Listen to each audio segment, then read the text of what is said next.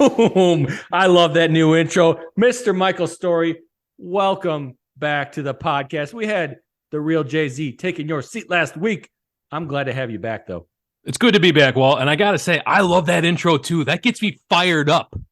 How could it not? How could it not? I mean, I think it fits sports gambling to a T. You guys really did well with that song. I think I'm going to have to figure that one out and listen to it on my own. But aside from that, Mr. Storey, what are we going to be talking about this week? Always interested to hear what you're bringing to the program. There's a lot of great stuff this week. We have a lot of wonderful topics to talk about. We've got some games we're going to touch on tonight. But realistically, the best news of the week is, in fact, NCAA basketball being back. How excited are you for that? Well, you can answer your own question there, buddy. You know I'm a big college basketball guy. Finally get to eat. College football comes around, the kids get fed. College basketball time, hey, they're eating steak, baby. So I love it. I love college basketball in itself. That's your sport outside of football, right? College basketball? I would say so. I mean, it depends on the year. Maybe tennis, a little bit NHL, but yeah, I'd say college basketball, the totals. That's where I go, baby. Well, we've already seen some incredible games.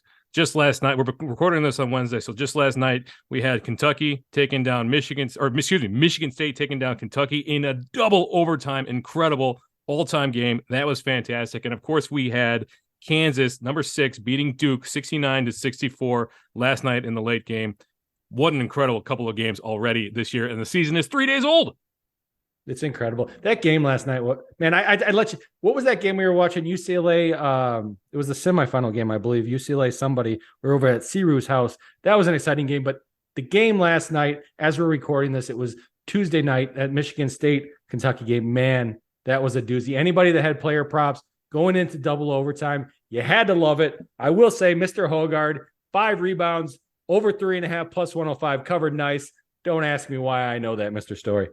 That's phenomenal. I don't know if he took his assist line either. I guarantee you it wasn't at 8.5, though. He ended up with 9 last night. So But we're going to have some great NCAA basketball content. As we know, football's wrapping down. NCAA football's wrapping up. NFL is wrapping up. So we've got the rest of this month, and then December, and then we've got the playoffs for football. But after that, it's all basketball and hockey all the time. So keep an eye out. We've got some great basketball content coming up. We're going to be working on NCAA basketball, which is going to be we're trying to expand that quite a bit. We've got NHL and the real Jay-Z. We've got the NBA. As we said, we're working on some of that stuff. So let us know what you want to see. Let us know what you want us to talk about, as well as the big sports continue rolling along. We're rolling along with them. I love it. And college football season's not over, Story. We still got a lot of money to make. We still got the Bulls ahead of us, too. That's fair. Now, remind me, doesn't Woj take the over on every bowl game? Isn't that something that he and his dad do? I can't remember what it was. I don't know if that strategy works or if it's EV or not, but I know that he likes something along those lines. He does. And I think that you might be shoving that in his face because the past couple of years it has not worked, but the past is not prologue. If you only go back a couple of years, you need to go farther back. And I believe, in generalities, we'll give it a little plus EV action. Yeah, it's not that much money anyway. No. And he has fun with it, all right? And it's not all about winning all the time, right, Story? Sometimes you got to have a little fun with it. I'll be the first to admit, I don't make every bet that I make is not necessarily positive EV. I'm a gambler as well. And while you shouldn't make too many of these, it's fun to follow your heart and throw some money on some games every once in a while. I love some overs. I love the Bears. The Bears broke my heart last weekend, giving up a 2-touchdown lead and letting Detroit come crawling right back in and win that. That one stung a little bit, but yeah, just don't make too many. Don't make it a habit. Keep your bankroll management in check, but you can have fun too. We're not in this to be professionals. We are in this to make money, of course, but we're in this to have fun. Absolutely. And different people are in it for different reasons. I got to feed the kids, Story. So Woj and I, we talked about this USC-UCLA game.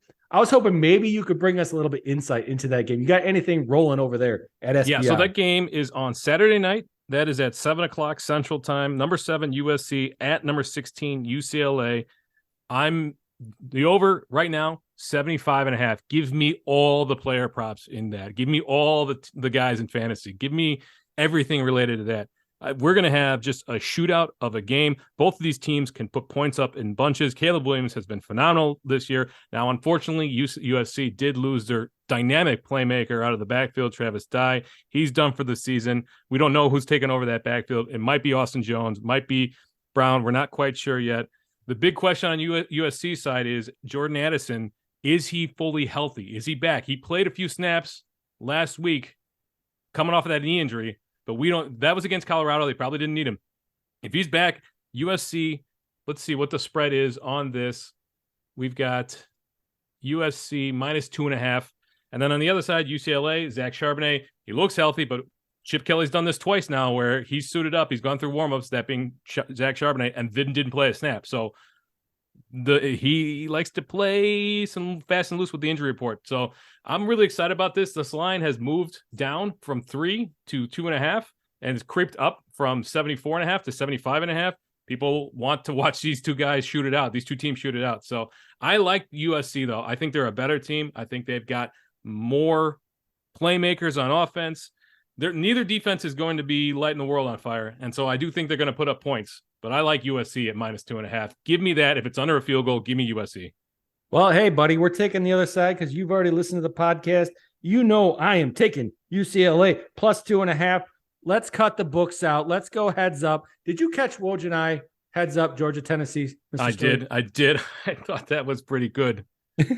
I loved it. I loved that the man hand delivered the cash to me. What a respectable man. Let me tell you, he pays his debts. But in this one, I got to take UCLA. I just think UCLA is a better football team. USC is playing for more. They do have that, you get that little, I'm a bit worried. We can't lose this game. Our national championship hopes will be done. And that's a bit of a worry, but I like UCLA as a football team. I like Mr. Charbonnet. I like them at home. So give me the dog at home. Heads up, baby. Let's do it. Let's do it. Let's cut the book out completely. No juice. You guys got no juice lines over there, right, Mr. Storey? That's right. +100 across the board. I like it. Hey, not all college football. I know you guys got other sports. Where do you want to head to next? I'll bring it up here on the screen. Yeah, let's talk some basketball. Let's go to NCAA. It's kicking off. We got a great game coming up on Sunday. We've got number 4 Kentucky against number 2 Gonzaga.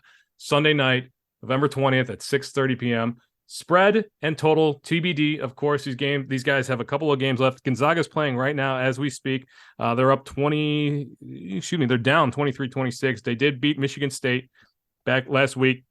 Kentucky, as we know, lost to Michigan State on Tuesday, 86-77. They've got South Carolina State, which should be a walkover for them on Thursday. Your boy, Timmy, what's he going to do? Can he continue this streak of just incredible games? Let's see. What is he at? 22 points a game for college. What do you think? You know what? I don't know, Story. And I think this is going to come out at a pick'em. Obviously, you mentioned as we're recording this, they're playing Texas, and Texas is up, but that's a good Texas Longhorns basketball team. So even if they drop this one, I expect this game to come out at a pick'em. I think I'm going to have to go with Gonzaga. If you're looking at futures, you're looking at two teams that are evenly matched as of right now to win the national championship. So I think I'm just going to have to take Gonzaga. It means more to them, Story. They play in that lower tier conference, so they don't get throughout the year that hype, that notoriety that a Kentucky team will play in those big programs in conference. So I think the game will mean more to them. I think they come out hot. If you got to pick them, give me Gonzaga. If you're given a point or two, which that won't happen should they drop to Texas, I'd still probably take Gonzaga. Yeah, that's good. I'm interested to see where this opens up. I think you're right. Somewhere in that pick'em -1 range, and then where the money moves, where the sharp money comes in. That's one of the nice things about SB Intel is we keep an eye on those money movements, those money line the line movements for you on things like spreads and money lines and that. So you can get some historical data and find out, use that information to your advantage against the books. So we got a couple of days before that one, but I do want to touch on one more game before we sign off for the night. As you know, NFL not wrapping up, getting near the end of the season though. As we speak, we got a big game on Sunday night though. Chiefs and Chargers. Chiefs, man. I like how you come on this program and you talk about the best team in the NFL, the Chiefs. Hey, didn't they add a couple games to the schedule? Aren't we less far into the season than we normally would be? No, that's true. It is a 17-game season now.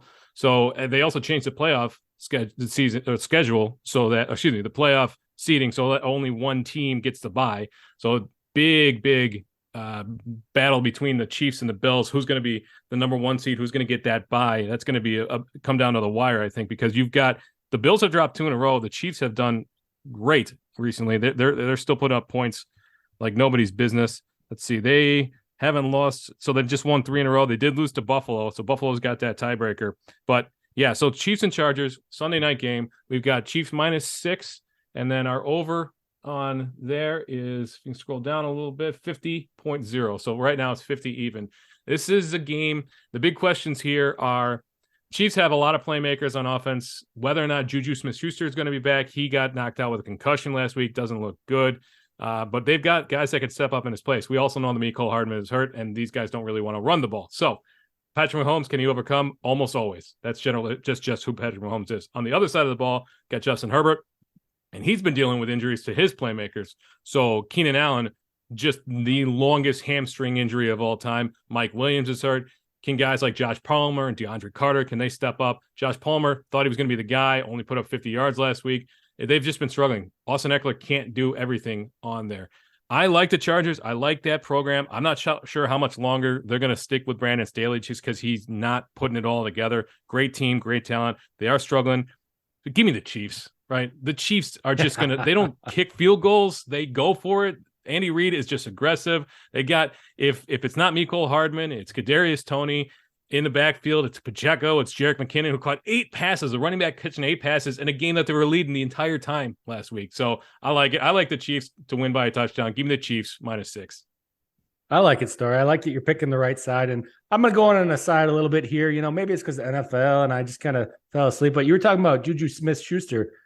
Who's he on now? You said he's on the Chargers? He's on the Chiefs now. Oh, on the Chiefs. Hey, there you go. That's my team. That's my favorite team. Of course I know he's on the Chiefs. Let me tell you, Story. But he's from USC. This I do know. And I don't know if you read the news lately, but USC just got one of the top recruits in women's basketball, probably the #1 recruit in women's basketball. And her name also is Juju Watkins. So USC will have 2 star Jujus now, Woj. Or sorry, Story. Is that not incredible or what? That is incredible. So you got a couple of Jujus in different sports and different genders, but star players. That's something else. Star players. Well, I'm glad to hear he's on the Chiefs then, because he took over. Who was that wide receiver that we had last year? We lost. That was, the fast guy. Tyreek Hill. Tyreek Hill. They call him the Cheetah. He's one of the fastest guys in the NFL. He's just killing it in Miami this year. But the Chiefs haven't skipped a beat, and they don't have like the dynamic playmaker, but they've got guys that are stepping up every single week. It's somebody different. So for fantasy, it's a bit of a crapshoot which guy is going to get the touches and the touchdowns, but it's always going to be Kelsey. But on the wide receiver side, it's a different guy every week. They just adapt, overcome. That's Andy Reid. That's the Chiefs. But keep an eye on that. If it starts to creep up, keep an eye on SB Intel. We're matching the lines for you. Try to get it at 6 or 6.5. If it creeps up above 7, I'm not sure I like it there. The Chargers are at home this week, so get it at 6. Yeah, that's 6, and we preach this on the rundown too. It's really no different. We're talking about the same sport as far as the charts that they'll have. Yeah, they're different, but the distribution between ending scores between 6 and 7, that's a big difference. So I like that you guys bring that stuff up. I like that you show it on your website so you can easily scroll through, find the alternates, find one that stands better in that distribution, gives you a little bit of a better edge. But I ask you this every time, but I'm always looking forward to the future. I'm always excited about what you guys are bringing there. Anything you can let me know about that's coming down the pipe?